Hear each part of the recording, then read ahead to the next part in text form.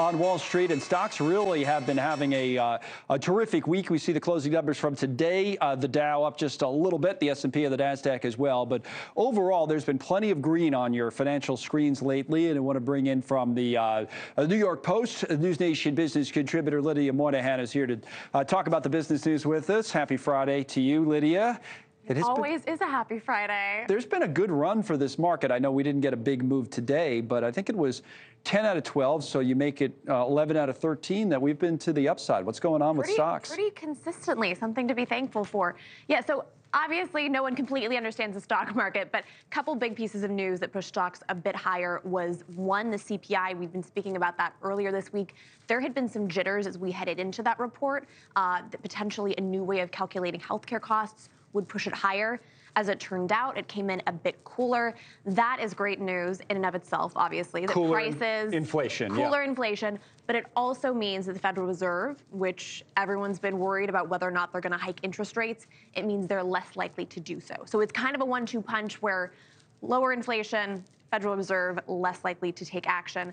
And then the other big piece of news that we got this week as well was President Biden meeting with President Xi Jinping. Yeah. Businesses are heavily reliant on China, both in terms of selling their products there and in terms of manufacturing there. So we saw a lot of companies with exposure to China, Nike, Apple, Qualcomm, all climb higher following that meeting, which seemed pretty positive, and I think a lot of businesses were optimistic that it could signal more peace, more prosperity, more collaboration moving forward. And more opportunity to make money. So well, yes. That's the bottom line for businesses in China, that maybe things are opening up a little bit, and if that's the perception, it helps the stock market. A few other issues to talk about with you today. One, we're sitting here, or standing, in New York City, which has always been seen, one of the nicknames New York has, it has a lot, is the financial capital of the world.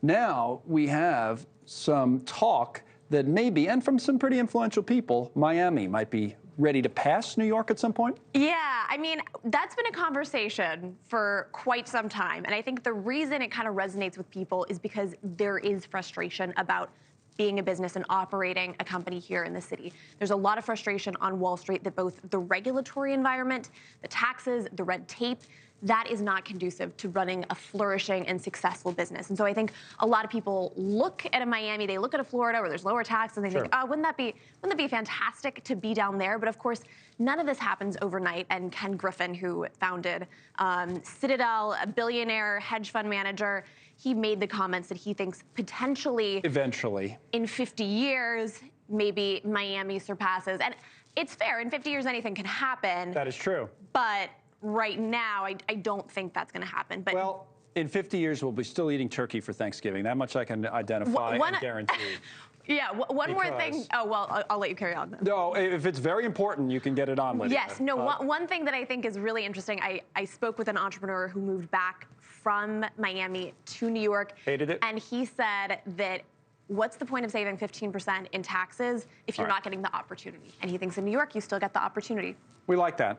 Yeah. Positive comments about New York. Now, let's talk turkey real quick. Thanksgiving. We're bringing this up on the telestrator because I like to circle things on TV that have to do with turkey. So the falling price of turkey, first of all, it's like John Madden back in the day. Maybe somebody say, hey, take a leg. Yes. That kind of stuff. But anyway, so turkey's down. That's inflation, down 5.6%. But here's the real point.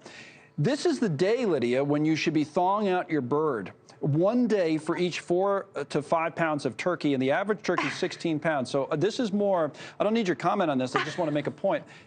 You need to get your turkey ready today if you want to have it on Thanksgiving, and that's our public service announcement. That's right. Or if you're deep frying it, I think you can just get it ready that day. Just be careful with that, though, okay? All right.